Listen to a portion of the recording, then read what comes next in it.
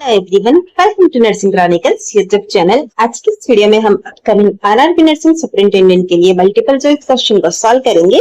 आज की सीरीज का फर्स्ट क्वेश्चन है हमारा laboratory findings in a patient with DIC.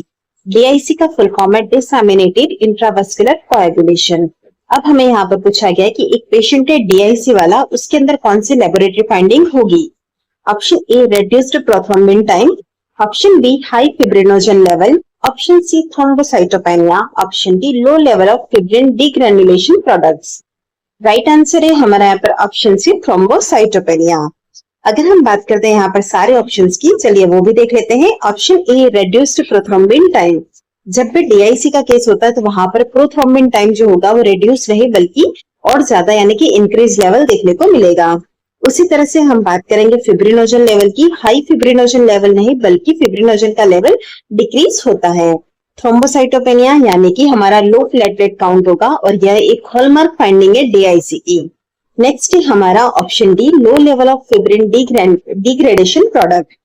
Fibrin degradation product जो होते हैं एफडीपी, उसका लेवल जो होता है वो लो लेवल नहीं होता है बल्कि हाई लेवल देखने को मिलेगा। तो इस तरह से आप देख सकते हैं हमें पूछा गया था laboratory finding in a patient with DIC, तो राइट आंसर हमारा जाएगा ऑप्शन सी को। नेक्स्ट क्वेश्चन है हमारा during starvation all the following substances are increased in blood और टिश्यूज एक्सेप्ट। जब कोई पेशेंट या कोई पर्सन स्टारवेशन वाली कंडीशन में होता है तो यहाँ पर हमें पूछा गया कि ब्लड और टिश्यूज के अंदर कौन कौन से सब्सटेंसेस इंक्रीज होते हैं सिवाय एक को छोड़ के। Option A ketone bodies, option B epinephrine, option C glycogen, option D glucagon. Right answer है हमारा यहाँ पर ऑप्शन सी ग्लाइकोजन। जब स्टारवेशन की कंडीशन होती है तो वहां पर क्या होता है, बॉडी के अंदर न्यूट्रिशंस की कमी होने लग जाती है और स्पेशली ग्लूकोज जो होता है वो कम होने लगता है, जिसकी वजह से बॉडी के अंदर बहुत सारे मेटाबॉलिक एडेप्टेशन होते हैं। अब उसके अंदर क्या क्या चेंजेस आते हैं वो देख लेते हैं। सबसे फर्स्ट जो होता है जब स्टारवेशन की कंडीशन होगी वहां पर इंसुलिन डिक्रीज होगा, ग्लूकेगॉन जो होगा वो इंक्रीज होता है, एपिनेफ्रिन का लेवल इंक्रीज होता है, फैट ब्रेकडाउन यानी कि लिपोलाइसिस इंक्रीज होता है, कीटोन बॉडी का प्रोडक्शन इंक्रीज होता है और ग्लाइकोजन स्टोर जो होता है वो बिकम डिप्लेटेड, क्योंकि यहाँ पर ग्लूकोज की नीड है। और अगर कोई पर्सवेशन वाली कंडीशन में तो वहां पर क्या होता है, ग्लाइकोजन फिर जो हमारा स्टोरेज रहता है बॉडी के अंदर वो धीरे धीरे कम होने लगता है। नेक्स्ट क्वेश्चन है हमारा what is the primary cause of death in patients with untreated aplastic anaemia. अगर हमारा एप्लास्टिक एनीमिया अनट्रीटेड रहता है तो यहाँ पर डेथ का प्राइमरी कॉज क्या है ये पूछा गया है। Option A heart failure, option B haemorrhage और infection sepsis, option C renal failure, option D splenic rupture. Right answer रहेगा हमारा यहाँ पर ऑप्शन बी हेमरेज और इन्फेक्शन। चलिए इसका रेशनल भी हम देख लेते हैं।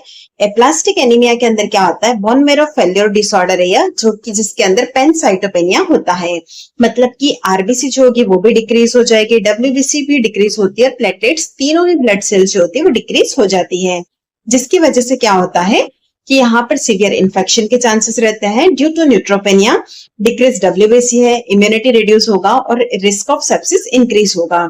साथ ही साथ हम देखेंगे थ्रोम्बोसाइटोपेनिया की वजह से सीवियर ब्लीडिंग होगी। सीवियर ब्लीडिंग के अंदर क्या होता है, प्लेटलेट डिक्रीज होती है, इजी ब्रूजिंग और पेटची जैसी कंडीशन होती है, रिस्क ऑफ हेमरेज यहाँ पर इंक्रीज होता है। तो इसीलिए आप देखेंगे अगर किसी पर्सन के अंदर एप्लास्टिक एनीमिया है और उसे ट्रीट नहीं किया गया है तो वहां पर उसके डेथ के कॉज जो है उसके अंदर आएगा सीवियर इन्फेक्शन और severe bleeding. Next question is what will be the change occur to the blood pressure of a person if peripheral vascular resistance decreases। अगर पेरिफेरल वैस्कुलर रेजिस्टेंस डिक्रीज हो रहा है तो जो ब्लड प्रेशर होता है उसके अंदर क्या चेंज आएगा। Option A decrease, option B increase, option C no change, option D slightly increase then normal value. Right answer होगा हमारा यहाँ पर ऑप्शन ए डिक्रीज। चलिए इसका रेशनल भी हम देख लेते हैं। Effect of peripheral vascular resistance on blood pressure. अगर हम बात करते हैं ब्लड प्रेशर की और पेरिफेरल वैस्कुलर रेजिस्टेंट की तो यह दोनों ही डायरेक्टली प्रोपोर्शनल होते हैं, यानी कि अगर आपका बीपी डिक्रीज है मतलब कि पेरिफेरल वैस्कुलर रेजिस्टेंस भी डिक्रीज है। जैसा कि हमें क्वेश्चन के अंदर कंडीशन दी गई थी कि आपका पेरिफेरल वैस्कुलर रेजिस्टेंस डिक्रीज है तो ब्लड प्रेशर क्या होगा, ब्लड प्रेशर भी डिक्रीज ही होगा। नेक्स्ट क्वेश्चन है हमारा what are present outside the cells, blood plasma and interstitial spaces water जो कि आउटसाइड द सेल प्रेजेंट होता है, ब्लड प्लाज्मा और इंटरस्टिशियल स्पेस के अंदर होता है, इसे हम क्या कहते हैं? Option A ECF, option B ICF, option C metabolic water, option D all of the above. Right answer है हमारा यहाँ पर ऑप्शन ए ईसीएफ। ईसीएफ का मतलब होता है एक्स्ट्रा सेल्यूलर फ्लूइड और आईसीएफ का मतलब होता है इंट्रासेल्यूलर फ्लूइड। चलिए इसका रेशनल भी हम देख लेते हैं। एक्स्ट्रा सेल्यूलर फ्लूइड जो होता है वो हम किसे कहते हैं? जो फ्लूइड प्रेजेंट होता है आउटसाइड द सेल्स को। उसके अंदर तीन चीजें इंक्लूड होती है, ब्लड प्लाज्मा, इंटरस्टिशियल फ्लूइड और small amount of transcellular fluid. Blood plasma जो कि हमारा फ्लूइड कंपोनेंट होता है ब्लड का, interstitial fluid fluid between the cells को कहते हैं। नेक्स्ट आएगा हमारा small amount of transcellular fluid, उसके एग्जांपल में सीएसएफ और साइनोवियल फ्लूइड आता है। Next question is the isoenzyme CKMB is specifically increased in blood of patients who have। हमें यहाँ पर पूछा गया है कि CKMB जो आइसोएंजाइम होता है वो कौन सी कंडीशन के अंदर हमें ब्लड के अंदर इंक्रीज देखने को मिलेगा?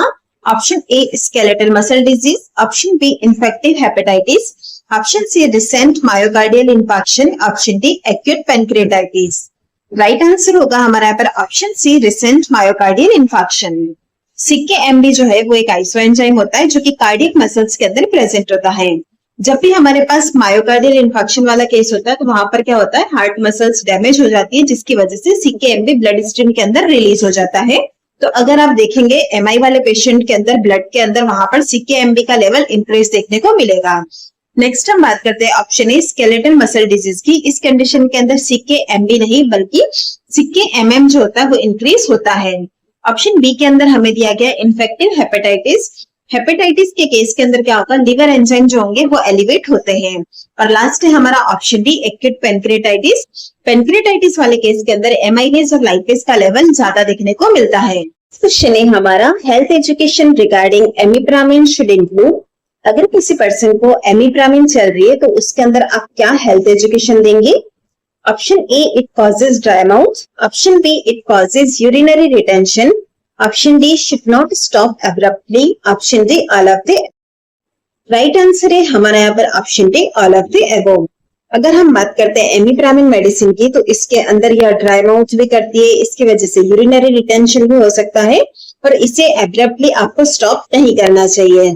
चलिए हम बात करते हैं TCA यानी कि ट्राइसाइक्लिक एंटी डिप्रेसेंट कौन कौन सी होती है, जिसके अंदर की हमें एमिप्रामिन क्वेश्चन के अंदर पूछा गया था। इसी के साथ ही TCA के एग्जांपल में है एमिट्रिप्टाइलिन, क्लोमिप्रामिन और नॉरट्रिप्टाइलिन। अब हमें इसका आंसर करने के लिए इसके जो कॉमन साइड इफेक्ट्स है उसके बारे में भी पता होना चाहिए। TCA जो होती है एमिप्रामिन मेडिसिन, उसकी वजह से हमें ड्राई माउथ देखने को मिल सकता है, कॉन्स्टिपेशन हो सकता है, यूरिनरी रिटेंशन हो सकता है, ब्लड विजन, सेडिशन और ऑर्थोस्टेटिक हाइपोटेंशन जो है इसके कॉमनली साइड इफेक्ट होते हैं। क्वेश्चन है हमारा which vital sign change is most concerning for developing post operative haemorrhage. कौन सा ऐसा वाइटल साइन है जिसके अंदर चेंज जो है वो मोस्ट कंसर्निंग रहेगा for developing post operative haemorrhage. Post operative haemorrhage का मतलब है एक्सेसिव ब्लीडिंग आफ्टर सर्जरी। अब आपको ऑप्शन दिए गए यहाँ पर increase blood pressure, option B tachycardia and hypotension, option C decrease heart rate, option D elevated temperature. Right answer है हमारा यहाँ पर option B tachycardia and hypotension. Post operative haemorrhage में क्या होगा? वहां पर ब्लड वॉल्यूम डिक्रीज हो जाता है, बॉडी जो है वो ट्राई करती है कंपनसेट करने को, जिसकी वजह से हार्ट रेट इंक्रीज होती है, मतलब कि टेकिकार्डिया होता है। अगर ब्लड लॉस कंटिन्यू रहेगा तो सर्कुलेटिंग वॉल्यूम जो है वो रिड्यूस होता है, जिसकी वजह से हाइपोटेंशन डेवलप होता है। इसीलिए टेकिकार्डिया विद हाइपोटेंशन एक क्लासिक और मोस्ट कंसर्निंग साइन है पोस्ट ऑपरेटिव हेमरेज का।